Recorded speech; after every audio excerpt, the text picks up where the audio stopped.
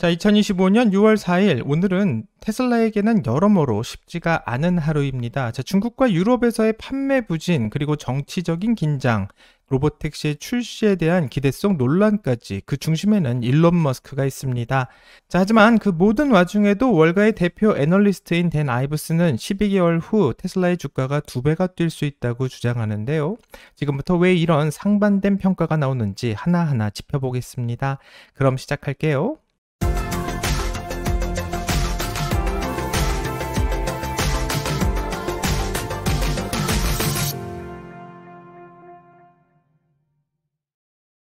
안녕하세요. 오늘의 테슬라 뉴스입니다. 자, 오늘 테슬라는 332.05를 기록했고요. 오늘 3.55%의 하락이 있었습니다. 우선 일론 머스크는 트럼프 예산안을 정면으로 겨냥했습니다. 며칠 전 일론 머스크는 자신의 X 계정에 도저히 더는 못 참겠다며 이 엄청나게 부패한 예산안은 역겹다라는 소리를 했고, 이 법안에 찬성한 정치인들은 부끄러운 줄 알라며 메시지를 남겼습니다.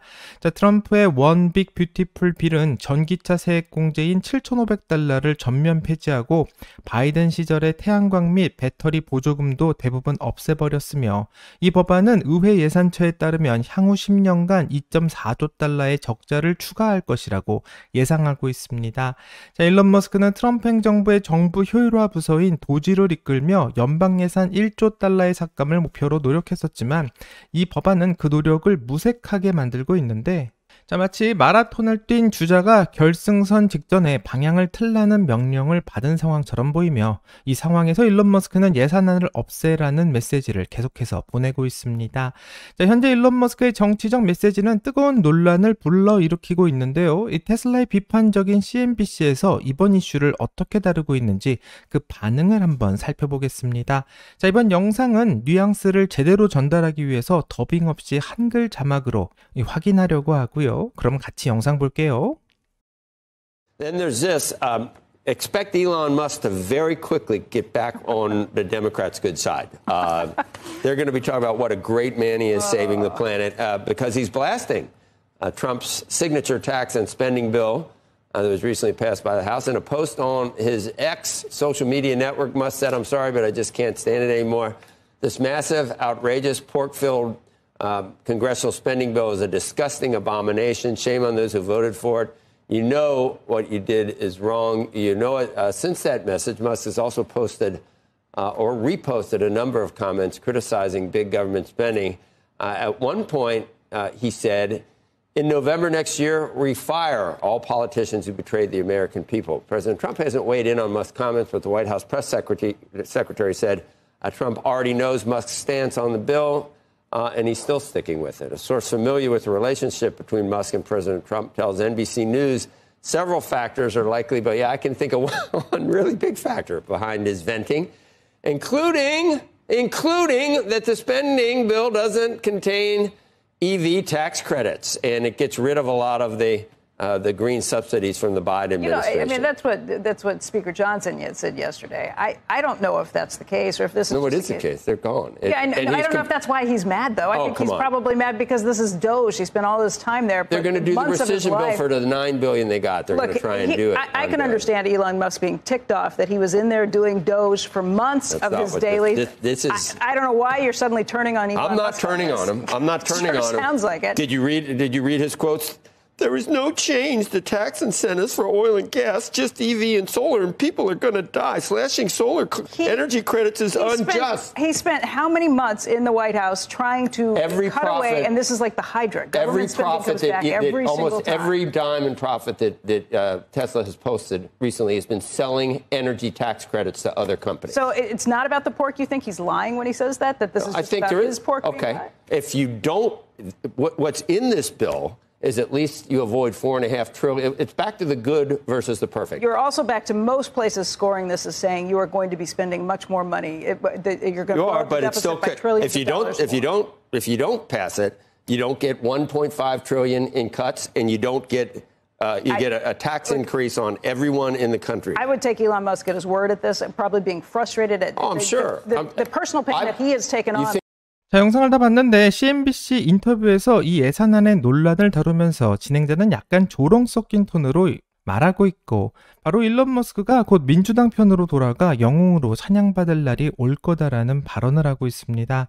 자, 일론 머스크가 공개적으로 예산안에 반대하는 이유를 바로 테슬라의 이익 때문이라며 조롱하는 것을 확인할 수 있었는데, 이 CNBC 진행자는 테슬라의 최근 수익이 에너지 세액 공제를 다른 회사에 판매해서 얻은 것에 크게 의존하고 있다고 지적하지만, 실제로 숫자를 좀 들여다보면 CNBC의 주장은 좀 과장이 심한 것 같습니다. 2025년 1분기 테슬라의 총 매출은 193억 3,500만 달러였고요.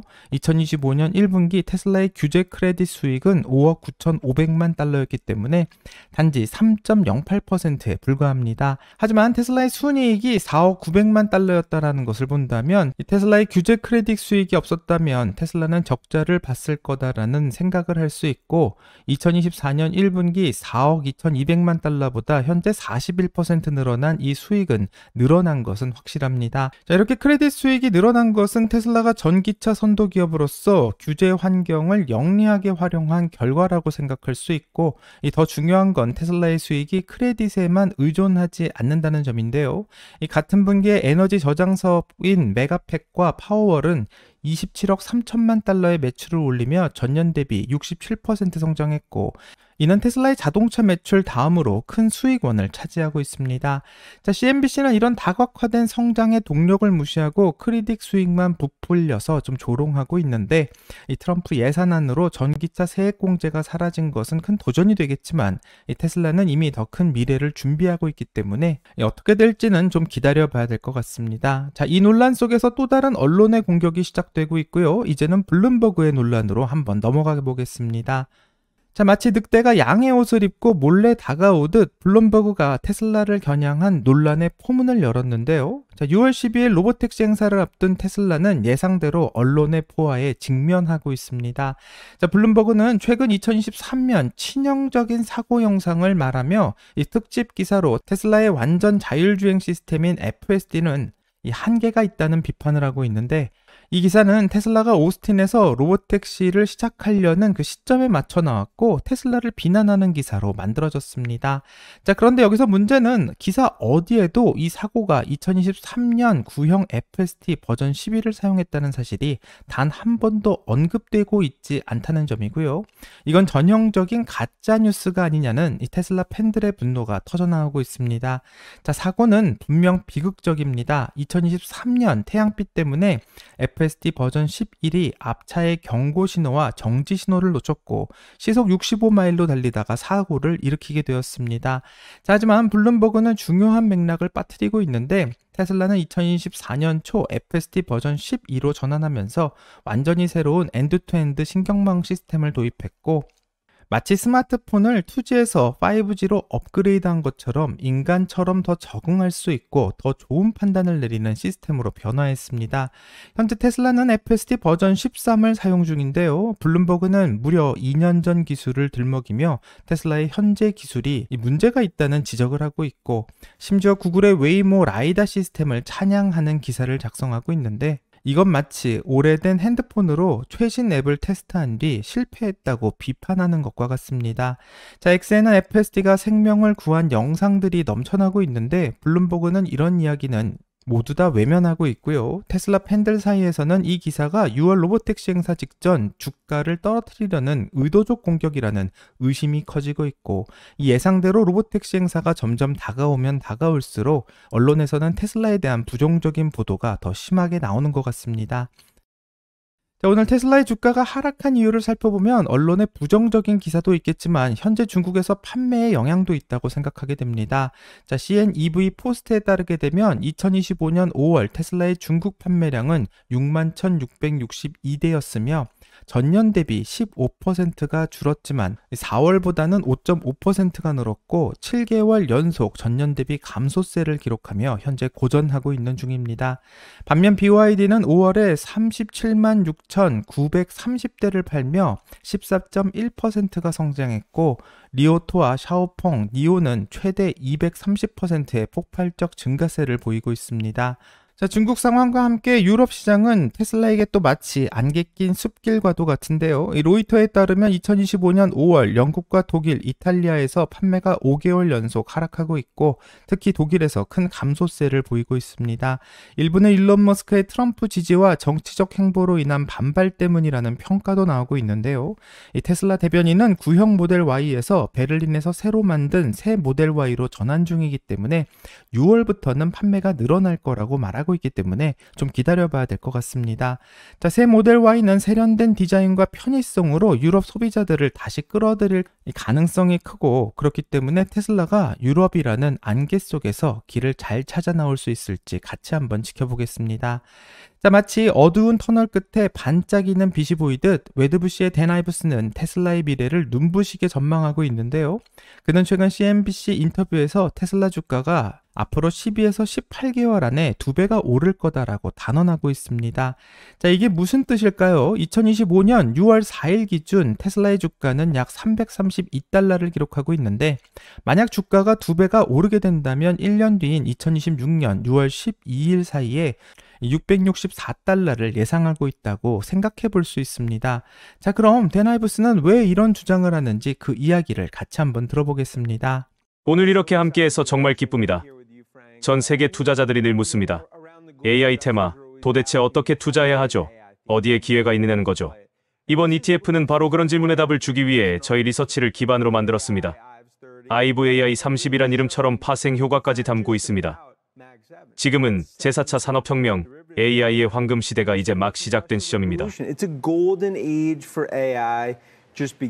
ETF에 대한 더 자세한 내용은 CNBC 프로에서 확인하실 수 있고요. GS 파운드 기자가 훌륭한 기사를 준비 중입니다. AI 관련 투자 이야기로 넘어가죠. 키키 테슬라에 대해 꼭 짚고 넘어가야겠네요. 자동차와 로보틱스에서 꼽은 최상위 종목 중 하나잖아요. 하지만 최근 일론 머스크와 대통령이 좀 대립각을 세우고 있는 것 같습니다.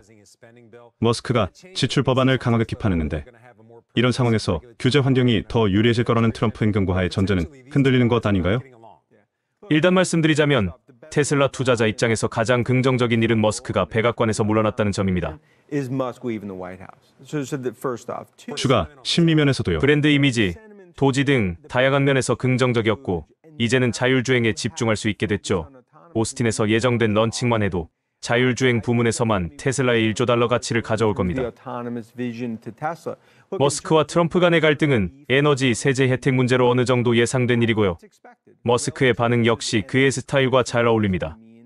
하지만 이 모든 상황이 저희의 테슬라에 대한 긍정적인 시각을 흔들지는 않습니다. 오히려 지금은 머스크에게 황금 같은 시기라고 봅니다. 전혀 시각이 바뀌지 않았다고요. 테슬라가 자동차 회사가 아니라 소프트웨어 중심의 자율주행 회사라는 게 핵심 투자 논리 아닌가요? 중국에선 테슬라 판매가 15%나 줄고 BYD는 14%나 늘었잖아요. 맞습니다. 하지만 테슬라의 미래 가치를 좌우하는 90%는 AI와 자율 로보틱스에 있습니다. 머스크는 중국에서의 반등을 포함해 유럽과 미국에서도 회복세를 이끌 거라고 봅니다. 결국 우리가 주목해야 할 것은 자율주행과 로보틱스입니다.